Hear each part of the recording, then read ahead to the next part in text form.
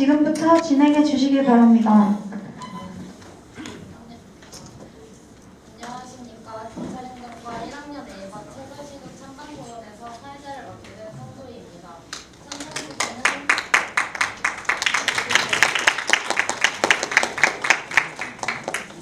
찬성측에는 정지원, 복세라, 김동화, 반대측에는 이경희, 최민규, 서진성 토론자께서 선택해 주셨습니다. 최저임금 인상에 관하여 세계의 순주제로 노동자와 고용자의 입장 차이, 최저임금으로 인한 영향, 경제 성장에 관한 중점을 양식 토론자들께서 토론해 주셨습니다. 먼저 노동자와 고용자의 입장 차이에 대해 토론해 보겠습니다. 먼저 이 장점에 대해 인정하시는 말씀해 주세요. 참관측부터 말씀해 주시죠. 최저임금법 제1장 1조를 보면 근로자에 대하여 임금의 최저 수준을 보장하여 근로자의 생활 안정과 노동력의 질적 향상을 꾀함으로써 국민의 경제의 건전한 발전에 이바지하는 것을 목적으로 한다라고 되어 있습니다. 현재 최저임금 수준을 보면은 최저임금 제도의 취지에 비춰볼 때 1인 생계비도 충당하기에 턱없이 부족하다고 보입니다. 2018년도 최저임금 시급이 올해보다 1,060원 오른 7,530원으로 결정되었습니다. 하지만 근로자들 여전히 아쉽다는 입장입니다. 근로자들이 인상된 내년 시급에 만족할 수 없는 이유는 최소한의 생계비가 반영되지 않기 때문입니다. 샴푸 8,900원, 롤휴지 30롤 14,900원, 기저귀 25,300원 등 실제 우리가 사용하는 생필품 대다수는 최저시급 7,530원으로 살 수 없는 생필품이 대다수였습니다. 또한 통계청의 자료에 따르면 점심값의 평균은 6,100원으로 나왔고 회사 근처 식당의 평균은 7,030원으로 나왔습니다. 찬성 측의 민론이 끝났습니다. 찬성 측의 의견을 요약해보자면 현재 최저시급 수준은 최저임금 제도의 취지를 비춰볼 때 1인 생계비도 충당하기에 턱없이 부족하다는 의견입니다. 지금부터 반대 측의 의견을 이야기하고 정부에 결정했습니다. 현재 1인 생계비도 충당하기 어렵다는 지점도 인정을 하지만 최저시급을 인상한다고 해서 1인 생계비가 충당되지는 않을 것입니다. 왜냐하면 기업의 지불 능력이 없는데 최저시급을 인상해버리면 노동 시간을 줄이는 등 노동자에 대한 구조조정을 하는 조치를 취할 것입니다. 그렇다면 실업률대로 증가하고 노동자의 노동시간을 줄임으로써 생계비가 오르지 않는 문제가 발생할 수 있습니다. 저희는 비단 고용자의 입장만을 옹호하는 것이 아닙니다. 이러한 부분들은 노동자의 이익을 위해서도 논의되어야 한다고 생각합니다.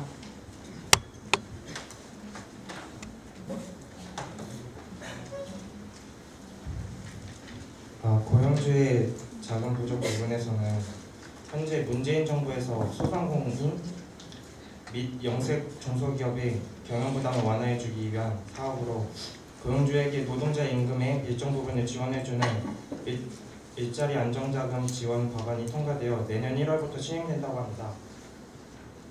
또한 세계적으로 최저임금 인상이 고용에 별 영향을 미치지 않는다는 결론을 내렸다고 밝힙니다. 그는 실제로 우리나라에서는 2002년과 2006년에 최저임금이 이번과 비슷하게 16.8%, 13.1% 올랐는데 그 다음 몇 해 동안 아무 일도 벌어지지 않았습니다. 뿐만 아니라 어느 부분에서는 노동자들은 최저임금이 16.4%가 증가한다면 그 반대로 등록금과 월세 같은 자신이 필요한 생활비를 더 적은 시간에 확보할 수 있으니 노동시간이 줄어들어서 다른 사람들의 일자리가 창출될 것입니다. 실제 독일에서는 최저임금 제도를 도입하면서 오히려 고용 창출 효과가 발생했고 빈곤도 억제되었다고 합니다.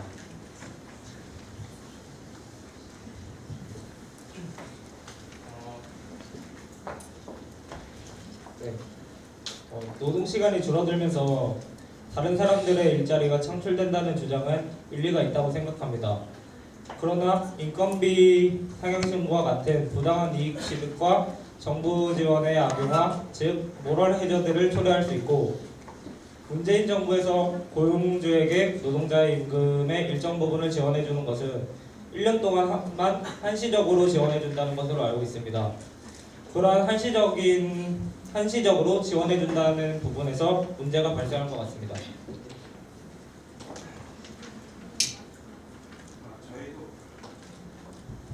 저희도 그러한 부분에서는 정부에서 지원 기준을 정하는 등 2020년까지 상황을 보면서 점차적으로 문제에 대한 제도적인 개선 방안을 마련해야 한다고 생각합니다. 노동자와 노동주의 입장 차이에 대해 찬성층과 반대층의 의견을 들어보았습니다. 다음 주제인 최저임금이 미치는 영향에 대해 이론해 보겠습니다. 반대측부터 말씀해 주세요. 최저임금을 인상하는 것은 사회적 양극화를 악화시킬 수 있다는 점을 짚고 넘어가고 싶습니다. 대한민국의 사회적 양극화 수준과 임금 체불 및 최저임금 불이행 정도가 감기에 걸린 상황이라고 표현하자면 최저임금의 급진적인 인상은 이를 폐렴으로 만들어가고 있다고 생각합니다. 2016년 기준으로 최저임금을 못 받는 사람들의 정도는 13.7%로 세계적으로 세 번째로 높은 수준이고 이것이 오랫동안 악순환되어 왔습니다.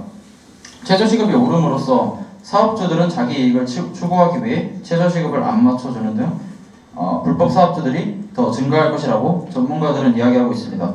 이 부분에 대해서 어떻게 생각하시는지 궁금합니다.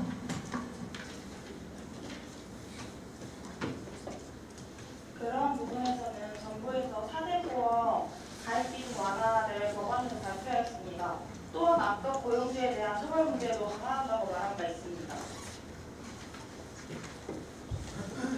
처벌제도 강화와 4대 보험 가입 기준 완화에 대해서 좋은 제도로 작용할 수 있다고 동의합니다만 지금까지 처벌 기준이 마련되었음에도 불구하고 이것을 지키지 않는 사업주들도 있었으며 이 문제는 제도적인 문제가 아닌 인식의 문제, 즉 실천상의 문제라고 생각하고 이런 부분들을 개선하려는 노력도 필요하다고 생각합니다.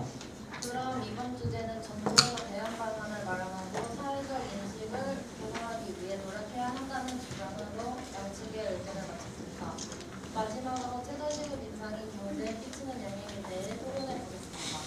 선수들 의견과 말씀해 주십시오. 최저임금 1만 원은 경기 부양 효과도 가져올 수 있습니다. 정부가 재정을 투입해 가계소득을 늘려서 내수를 진작하고 결과적으로 소득 분배와 성장으로 이어가는 소득주도 성장의 첫 출발입니다. 최저임금을 통해 저소득층의 소득을 일정 부분 보장하면 근로자들의 닫혀있던 지갑이 열려 소비자가 늘어날 수 있기 때문입니다. 이렇게 얻은 경기 부양 효과는 지속될 것이라 생각합니다.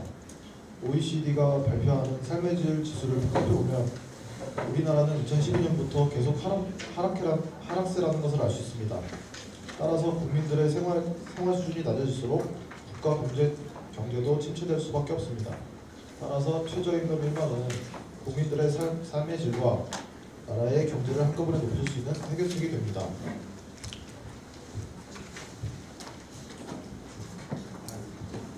내수가 진작되기 위한 전제 조건은 물가가 오르지 않은 상태에서 소비가 활성화되어야 하지만 실제로는 그렇지 않습니다. 필립스 곡선 이론에 따르면 임금이 오르면 자연스럽게 물가가 오른다는 연구 결과가 실제로 검증되기도 하였고 단기적으로 소비를 촉진시킬지는 모르지만 장기적으로 봤을 때 물가가 상승하는 인플레이션 현상이 발생될 것으로 예상됩니다. 실제로 노동연구원에선 최저임금이 10% 오를 시에 그에 따른 인플레 수치는 0.7% 오를 거라 공식적으로 예상하기도 하였습니다.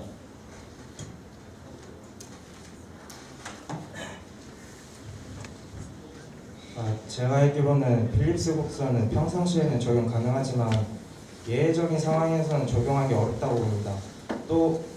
또한 1989년부터 2016년까지 최저임금 인상률과 물가 상승률 간의 상관계수는 0.6으로 높은 양의 상관계를 보였지만 시간이 지날수록 상관계수가 급속도로 줄어드는 모습이 확인될 것입니다. 이것이 뜻하는 바는 최저임금의 대폭적인 인상이 인플레이션을 일으키고 이것이 실물 가격 상승을 유도하여 물가가 더욱 상승할 가능성이 높다는 의견에 오류가 있다는 것을 의미합니다.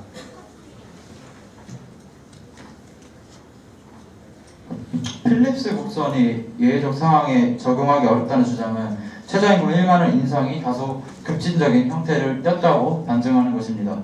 물가 상승이라는 결과는 시장 경제 원리에서 불가피한 결과라고 생각합니다. 물가와 최저임금의 상관관계 분석은 2002년 이후에 최저임금 인상 및 하락률이 미비했다는 점에 물가와의 상관관계 수치가 이번 예외적 급진적 최저임금 인상률과는 인과관계가 부족하다는 분석이 나옵니다. 그리고 사례를 들어보자면 그리스의 경우 최저임금을 시장평균 임금 50% 수치로 유지하다가 결국 파산하여 IMF 권고에 의해 32% 수치까지 낮췄습니다. 우리나라가 최저임금을 만원까지 인상할 경우 그리스보다 시장평균 임금이 높은 51% 수치로 전 세계에서 가장 높은 수치가 됩니다. 경제 성장률 수치는 점차 하락하고 있는데 최저임금을 최고 수준으로 올린다는 것은 우리나라 정세와도 맞지 않으며 모순됩니다.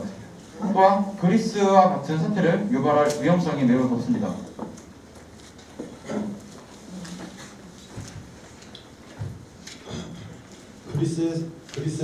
그리스에 대한 사례도 저희도 접한 적이 있습니다. 그리스의 경우는 급진적인 최저임금으로 인해 경제가 망한 것이 아니라 과도한 복지, 비효율적인 연금제도, 편법수당 및 탈세, 높은 실질적 등과 같은 여러 가지 이유들이 복합되어서 발생한 것입니다. 이러한 사례는 이번 논쟁에 적합하지 않은 예시지만 반대측에서 말하는 그리스와 같이 급진적인 정책이라는 주장은 우리나라에서 적용하기 어려운 부분이 있습니다. 우리나라는 그리스와 달리 한 번에 적용하는 것이 아니라 3년의 기간을 두고 점차적으로 실행하고 있고 그 기간, 3년이라는 기간 안에 이 정책에 문제점이 발생된다면 파악하고 개선할 수 있기 때문입니다.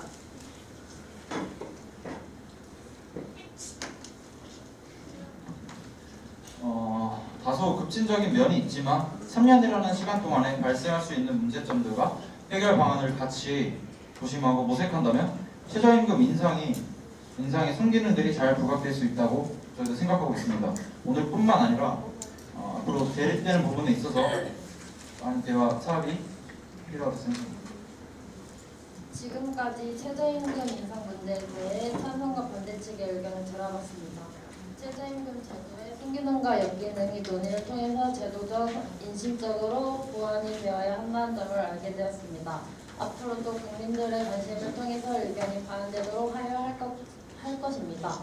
토론에 참여해주신 찬성측, 반대측과 토론을 방청해주신 모든 분들에게 감사드립니다.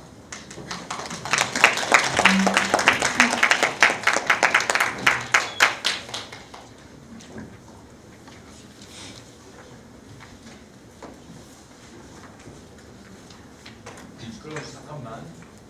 지금 토론은 끝났죠? 네. 내가 질문 좀 하나 할게요.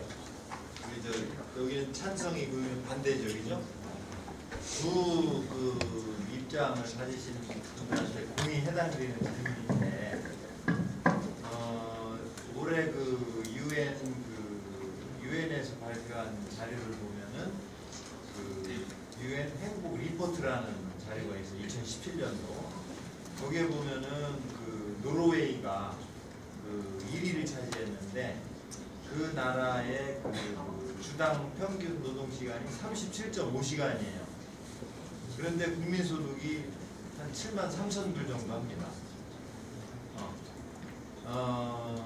노동은 적게 하는데도 국민 소득은 우리의 2배가 이제 넘는 거죠. 우리가 지금 1,000만 불을 간 넘었다고 하더라도 7만 3천 불이니까 뭐 2배가 넘는 건데, 결국은 노동을 적게 하면서도 국민 소득이 높은 것은 결국은 근로자들의 노동 생산성이 높다는 게 아닌가. 그렇게 된다고 한다면 기업도 임금을 올리는 문제에 큰 부담이 없을 거고, 또 근로자도 당연히 또 당연한 권리가 이제 될 수가 있는 건데, 근데 사실 이제 우리나라가 노동 시간을 적게 하면서 많은 임금을 받으려고 하고 있고, 근로자들은 이 사용자들은 노동 시간을 많이 갖고 가면서 임금을 적게 주려고 한단 말이에요. 그렇죠? 이제 그러다 보니까 이제 당장 시급 문제가 16.1%가 올랐는데 이제 그게 문제가 되는 건데 공인에 물어보게 우리나라 근로자들의 노동 생산성을 높일 수 있는 이런 방안에 대해서 한번 양측에서 한 분씩만이라도 한번 얘기 좀 한번 해봐요. 노동 생산성을 높일 수 있는 우리 사측 근로자들의 그렇게 시급을 많이 기업에서 이렇게 주더라도 그 기업 나라에서 기업에 대한 약간 혜택 같은 거를 좀 더 챙겨주고 국가가 네 이게 약간 복지 같은 부분에서 좀 더 발전을 시키면은 기업이나 노동자에게 다 이렇게 만족하는 방안이 되지 않을까 싶습니다. 이제 국가가 그 기업 지원을 구성해라. 이쪽 저는 간단하게 생각해서 그 근로자들이 생산성을 높일 수 있는 방법은 근로자들이 행복하게 일할 수 있는 권리를 그 다음에 그런 시스템을 보장해줘야 된다고 생각합니다. 그러니까 근로자들이 똑같은 근무를 하는데도 생산성이 다른 거는 어떤 사회심리적 요인이 좀 다르기 때문에 그 나라의 그 어떤 그런 부분들이 삶의 질 지수나 행복 지수 같은 것들이 작용한다고 아까 말씀하셨던 것처럼 또 행복을 높이는 것이 생산성을 높이는 어떤 길이라고 생각합니다. 근로자들을 좀 행복하게 해줘야 된다. 예, 어떤 그 전문성 있는 그런 방안들은 제시 못하겠지만 그런 것들이 기초가 돼야 된다 생각합니다.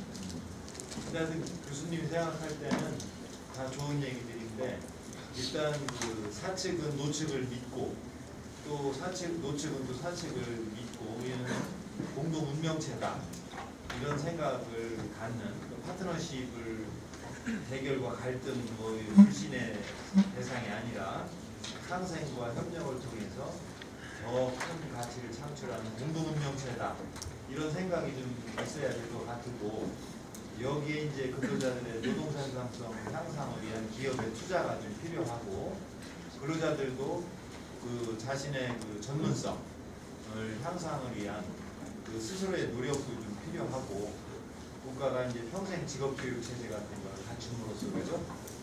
그래서 언제 어디서라도 자기 직업 능력을 향상시킬 수 있는 교육을 받을 수 있도록 하는 그런 제도가 좀 보편화되기 된다면 우리가 지금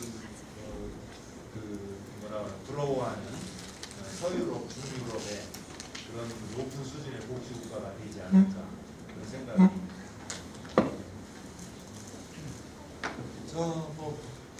다른 학생들 질문 없습니까?